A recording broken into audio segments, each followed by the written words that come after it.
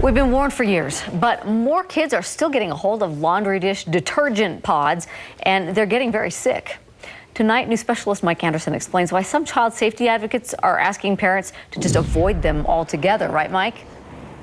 Yeah, Deanie, that's right. You know, they pack a bigger punch than your traditional laundry detergents, and these packets are highly concentrated, which, as some ER doctors have found, that sometimes means they cause much bigger problems.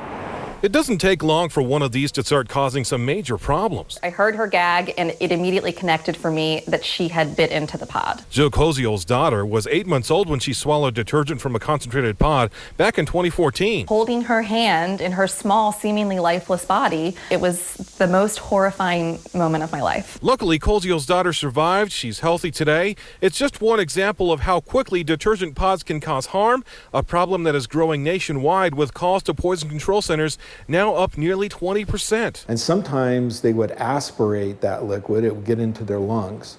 And unexplainably still, we are not quite sure why. A pharmacy team leader at Primary Children's, Richard Thomas, says the problems are at times different and more severe than what has been seen with your less concentrated detergents. These other effects were really unexplained and were much more severe, particularly a child who would stop breathing. According to a report released today, the more severe effects include cardiac arrest, coma, even death. So how long ago did this happen? Much like the rest of the nation, calls to Utah's Poison Control Center started going up around 2013. And on average, one child a day in the U.S. is sent to the hospital because of the pods. Little toddlers can't tell the difference. They want to touch it. They want to put it in their mouth and taste it. Which is why health professionals suggest parents of young children even consider not using them at all. But at the very least, keep them out of reach.